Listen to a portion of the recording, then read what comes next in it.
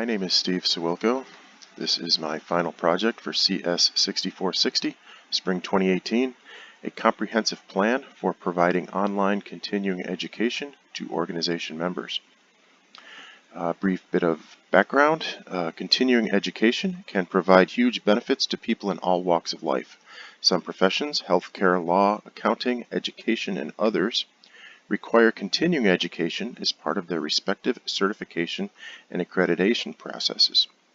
While such programs are beneficial to those already gainfully employed in a particular profession, they do not address those who wish to change their current profession or those who wish to join the workforce and embark on a career. A subset of people who find themselves in the above position belong to organizations of varying sizes. Church groups, clubs, teams, or service organizations are examples of these. Many of these organizations have the means to offer programs to their memberships, and many of these groups are nonprofit or member-funded and rely on fundraising and dues to maintain their existence. This project provides an online tool for such organizations so they can assist their members with continuing education. The online tool provides organizations access to the various steps required to make this happen. So what you're looking at now is the landing page for the application. You'll notice that there is a nav bar at the top. The top left just takes you back to this page, this home page. And the nav bar top right corner, go to program steps. What that does is that takes you to the steps of the actual program that we've built. You'll also see that there are some quotes scrolling across the top. Those are for decoration only. You can't click on them, but you provide a little bit of fun for the person that's actually using the application. So here you'll see that we have three options at the middle of the screen. Overcoming barriers to learning. All this does is give you an overview of why this tool actually exists. It just explains to the end user why they should be in here and what it is that they can get out of it. And we'll go back home once we go through that. Second option is to get started. If you click on Get Started, it actually gives you a map of all the steps of the project, of the process rather. And you'll see here that there are 9 steps to the process, starting with establishing your organization's learning goals, identifying your students, determining how to pay for your learning program, deciding on the subject matter, finding the best tools to teach your students, connecting your program to actual jobs for your students, maintaining your learning program, staying in touch with your students, and measuring your program and plan for growth. Because of our time constraints, we're not going to go through each of these individually. We'll scroll through them quickly, but we're not going to go into them in any great detail. Let's go back home. And finally, the third option here is to follow the steps. And that's what we'll do here, just to give you an idea of what some of the steps entail for the end user. If you click on Follow the Steps, you'll see Step 1, establish your organization's learning goals. This is actually a very important step. For those that work in a corporate environment, you may find that setting goals and setting mission statements and vision statements are a pretty commonplace thing to do. And pretty much any project that you start has a mission statement, has a vision statement. And it takes about 3 days to build those things out, and then they get set aside and never paid attention to again. For a smaller organization, however, having a mission statement and a vision statement and goals are very important, particularly when you're on a budget. And we'll talk about budgets in a little while.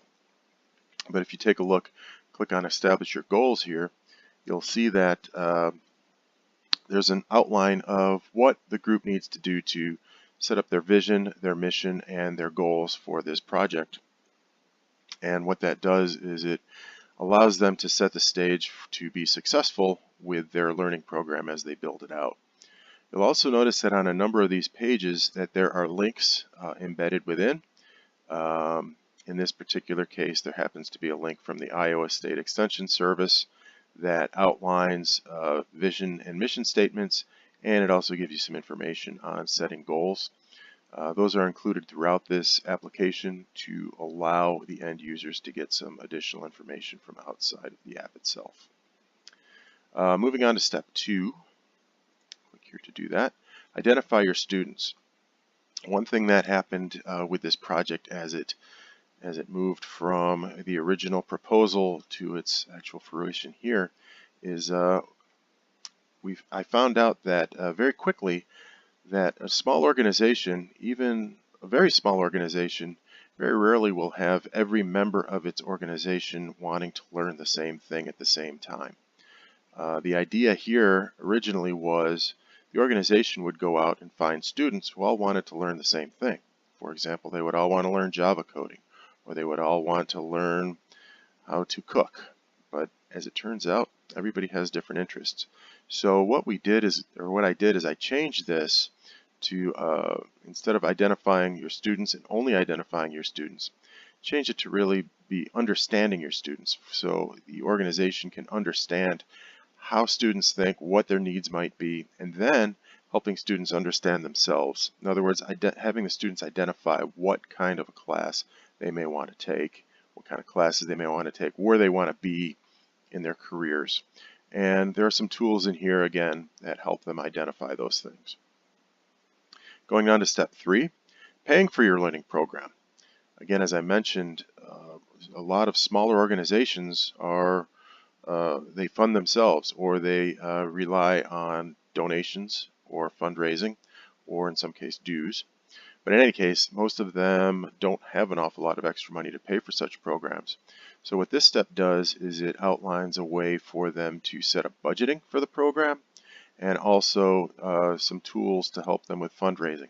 Although a lot of nonprofit organizations may already have good fundraising tools, this gives them some ideas that they might not have thought of. Moving on to step 4.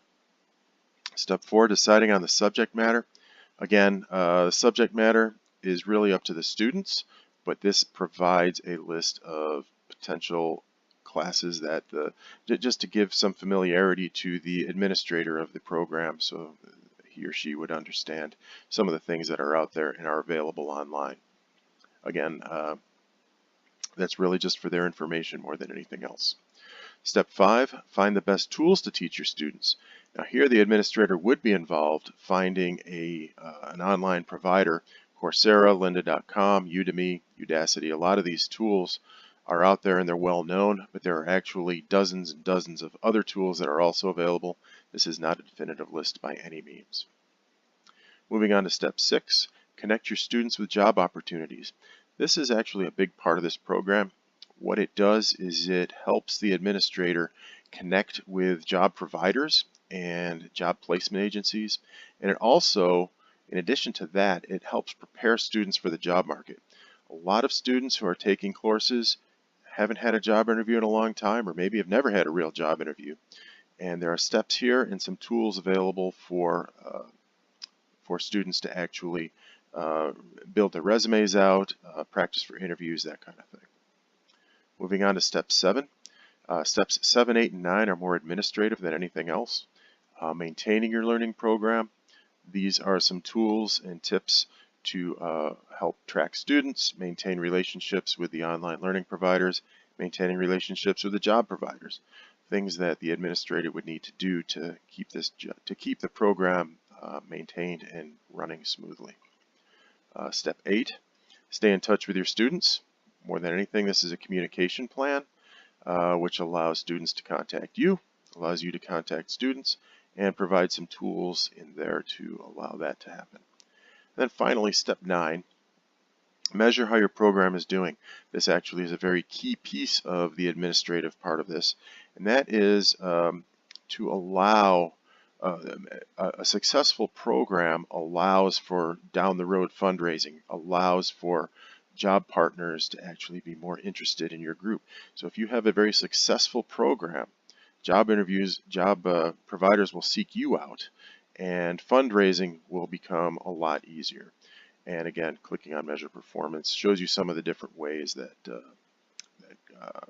an administrator can actually measure the performance. It also goes through in a little detail as far as how you would actually measure that. We'll go back to the home page and show you again the splash page.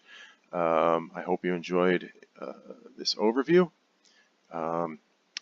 And I think we will close that out since we are very close to the 10-minute mark. Have a good afternoon. Take care.